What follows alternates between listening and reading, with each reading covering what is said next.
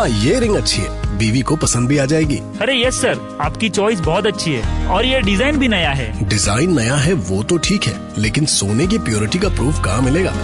बनिए एक जागरूक ग्राहक। आज ही डाउनलोड कीजिए BIS केयर ऐप। सोना खरीदने से पहले BIS केयर ऐप पर HUID कोड अवश्य वेरीफाई करें।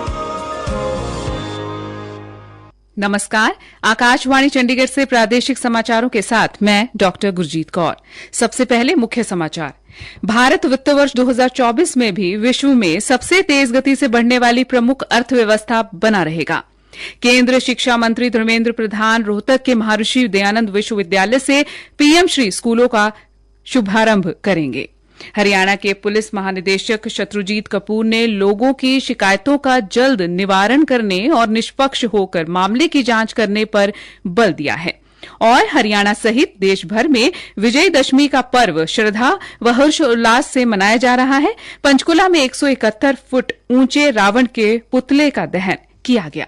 अब समाचार विस्तार से। भारत वित्त वर्ष 2024 में भी विश्व में सबसे तेज गति से बढ़ने वाली प्रमुख अर्थव्यवस्था बना रहेगा।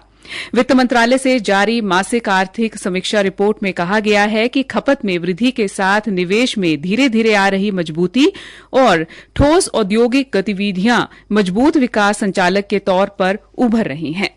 रिपोर्ट में कहा गया है कि औद्योगिक उत्पादन सूचकांक में इस वर्ष अगस्त में दोहरे अंकों में वृद्धि दर्ज की गई, जो पिछले 14 महीनों में उच्चतम है। यह भी कहा गया है कि राजस्व में नियमित रूप से हो रही वृद्धि के साथ केंद्र सरकार की वित्तीय स्थिति ठोस बनी हुई है। रिपोर्ट में इस बात का भी उल्लेख किया गया है कि पिछले महीने मुद्रास्फीति का दबाव घटा है, जो महत्वपूर्ण है। साथ ही रोजगार के मोर्चे पर भी ये बताया गया कि बेरोजगारी की दर में गिरावट आ रही है।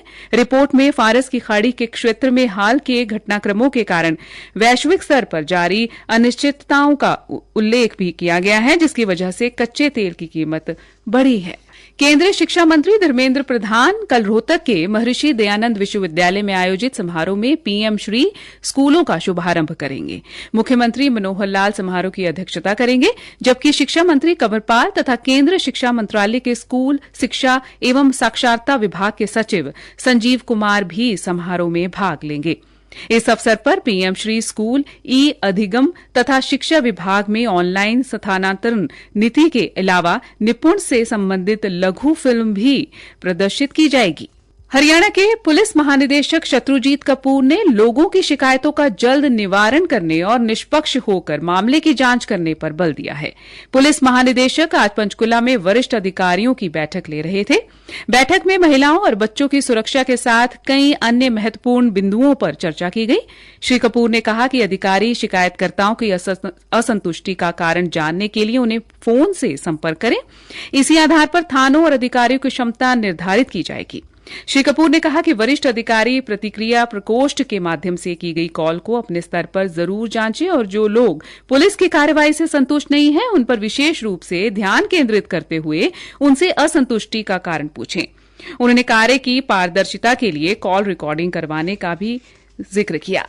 बैठक के दौरान महिला पुलिसकर्मियों के बच्चों के लिए शिशु गृह खोलने पर भी चर्चा की गई। ये शिशु गृह पुलिस लाइन और महिला थाने में खोलने पर विचार किया गया। अवैध लाल बत्ती और सायरन के लिए चालान जारी करने के संबंध में कड़े उपायों पर भी चर्चा की गई।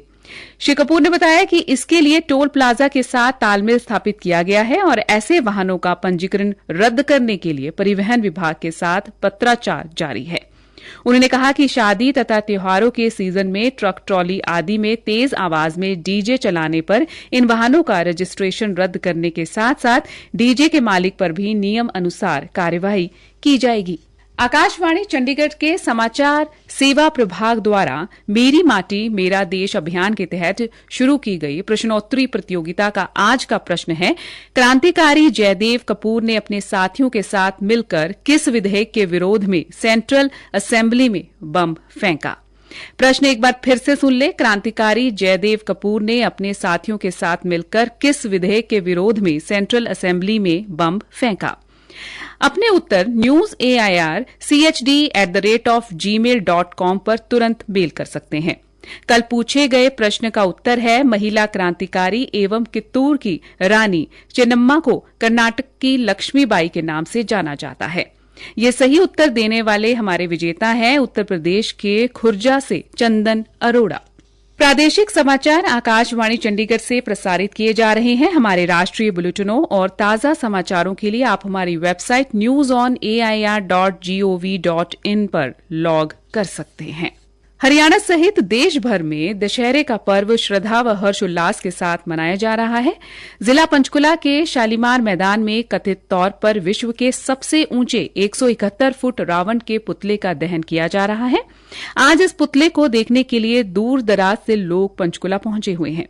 हमारी संवाददाता ने बताया कि इस पुतले में वातावरण को ना प्रदूषित करने वाले पटाखों का इस्तेमाल किया गया है, जो विशेष तौर पर तमिलनाडु से मंगवाए गए हैं।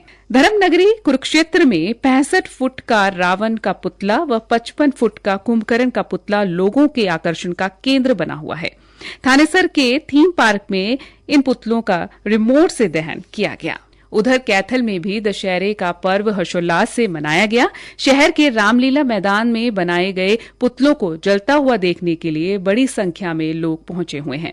झज्जर के बहादुरगढ़ में भी आज विजयदशमी पर राष्ट्रीय स्वयंसेवक संघ द्वारा शस्त्र पूजन कर संघ का स्थापना दिवस मनाया गया। भिवानी में भी राष्ट्रीय स्वयंसेवक संघ द्वारा कई कार्यक्रमों का आयोजन किया गया है। पलवल में भी दशहरे के उपलक्ष्य में हवन यज्ञ किए जाने के समाचार मिले हैं।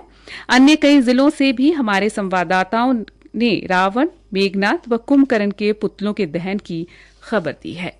चंडीगढ़ में भी विजयदशमी का पर्व उत्साह के साथ मनाया जा रहा है। शहर के सेक्टर 17 व 46 सहित विभिन्न जगहों पर बनाए गए रावण, मेघनाथ व कुंभकर्ण के पुतले आकर्षण का केंद्र बने हुए हैं।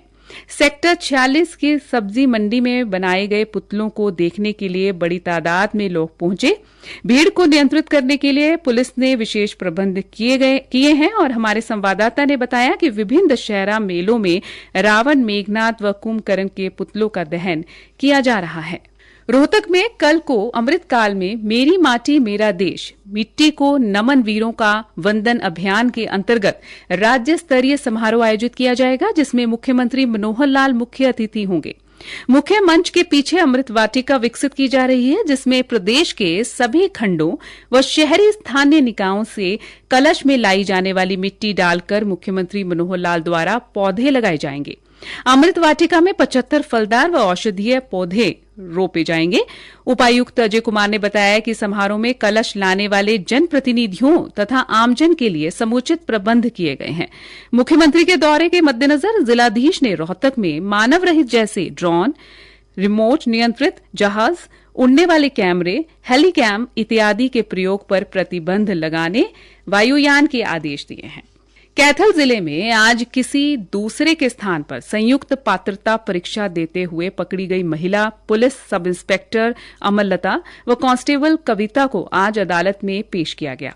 अदालत ने उन्हें न्यायिक हिरासत में भेज दिया है। अमरलता जींद की व कविता कुरुक्षेत्र में कार्यरत थी।